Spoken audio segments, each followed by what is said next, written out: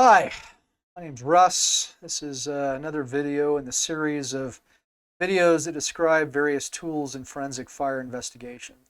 This is a topic known as acoustic agglomeration. It's the tool that's used to determine if smoke alarms have triggered. There have been several situations resulting in fatalities where litigation has been involved against individuals who are accused of negligence. And what has ended up proven to be the case is that the smoke alarm was disengaged or otherwise disabled by the occupant. I think the famous Trump Tower fire that happened about 6 years ago is a classic example of that, where President Trump was hammered for not having suppression in his 1980 high-rise Trump Tower. That fatality was actually caused by the individual disabling his smoke detector. So this simply discusses the principles of acoustic agglomeration, how you can verify that a smoke detector has actually detected smoke and gone into alarm mode. So this occurs when sound waves from speakers create residual soot. That residue remains on the surface of the smoke alarm after the fire has been extinguished. This method is what's used to determine if a smoke detector is activated.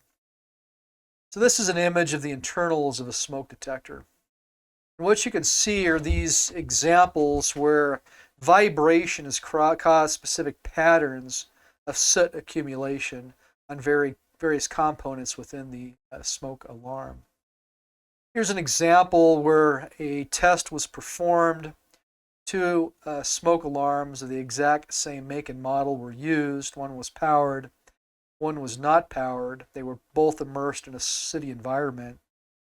And as you can see by the image on the right, there's this acoustic agglomeration around the speaker where the sound was emitted. And you don't see the same thing on the image on the left that was unpowered.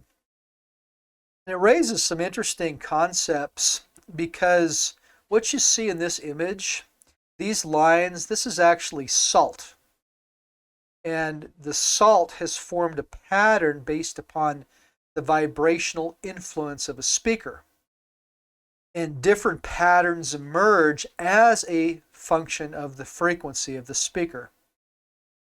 So this is just a general physics phenomenon that can be applied in many fields. Now, some studies have shown that certain situations where detectors activate will not result in visually discernible acoustic agglomeration. The lack of soot deposition while the alarm is sounding only occurs under very unusual situations.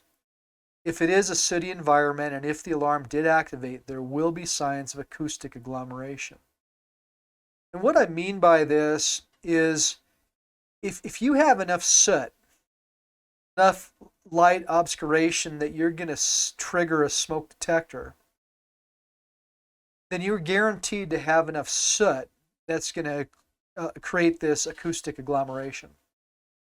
Now, some studies have actually occurred where they've taken different types of smoke, different type of smoldering materials, and it has resulted in subtly different soot deposition.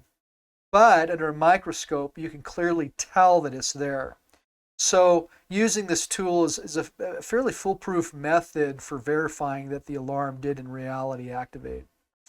The other thing to consider is that during post-fire cleanup and collection of evidence, it's very important to handle that smoke alarm carefully, as you could very easily wipe that soot agglomeration away.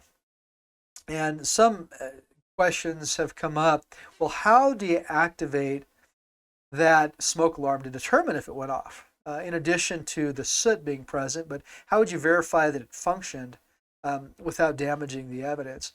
And studies have actually shown that you can press the test button and it will not affect the soot deposition from acoustic agglomeration. Some people have suggested using canned smoke for this purpose, but that would bias your data. So it's better and acceptable to just use the test button. Here's some references for you if you wanted to look further into that. Appreciate your time and thank you for watching this video. Have a good day.